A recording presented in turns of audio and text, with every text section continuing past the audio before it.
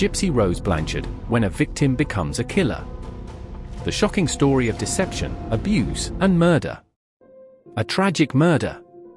A devoted mother was stabbed to death in her home. And a sick, wheelchair-bound daughter seemingly kidnapped without a trace. It was a story that had neighbors and the media gripped in horror, until the truth unraveled. This was no ordinary crime. This is the shocking tale of Gypsy Rose Blanchard, a victim-turned-killer in one of the most twisted true crime cases of all time. How does a mother's love turn deadly? And what happens when a young girl discovers the truth about her own life? Gypsy Rose Blanchard was born in 1991 to Dee Dee Blanchard and her estranged husband, Rod Blanchard, in Louisiana. From the moment Gypsy was a child, Dee Dee claimed her daughter suffered from numerous debilitating illnesses, leukemia, muscular dystrophy, seizures, and severe developmental delays. Gypsy was confined to a wheelchair, forced to use a feeding tube, and subjected to countless surgeries, hospital visits, and medications. Dee Dee became a dedicated mother in the public eye, winning accolades and sympathy from charities. They were even gifted a home by Habitat for Humanity. But hidden behind this heartwarming narrative was a dark and sinister secret. What nobody knew was that Gypsy wasn't sick. She was a perfectly healthy girl. Dee Dee suffered from Munchausen syndrome by Proxy, a mental disorder where a caregiver fabricates or induces illnesses in someone under their care to gain attention and sympathy.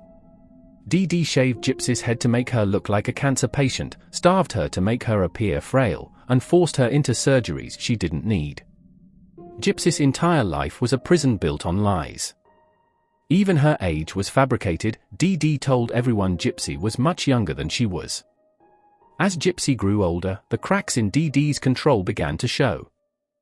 In 2012, Gypsy secretly gained access to the internet, a forbidden tool in Dee Dee's household.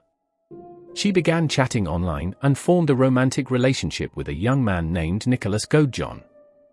Godejohn had a troubled history of mental illness and violent fantasies, but to Gypsy, he represented freedom. Together, they hatched a deadly plan to end Dee Dee's reign of terror once and for all. On June 14, 2015, while Dee Dee slept, Nicholas entered the Blanchard home. Gypsy hid in the bathroom, hands covering her ears, as Godejohn stabbed Dee Dee to death. After the murder, Gypsy and Nicholas fled to Wisconsin, believing they were finally free. The gruesome crime was quickly uncovered. Authorities found Dee Dee's lifeless body in her home, but Gypsy was nowhere to be found. Fearing a kidnapping, a national search was launched. But soon, the truth came to light. Gypsy was not a victim of abduction. She was a co-conspirator in her mother's murder. The media and public were stunned. How could a sick, helpless girl be capable of such a crime?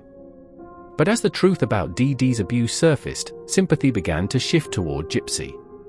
At her trial, Gypsy pleaded guilty to second-degree murder and was sentenced to 10 years in prison. Godejohn, who carried out the killing, was sentenced to life without parole. Gypsy Rose Blanchard's story is one of unimaginable suffering, resilience, and the lengths a person will go to break free from abuse. Though she remains behind bars, many view her as a victim who was pushed to her breaking point.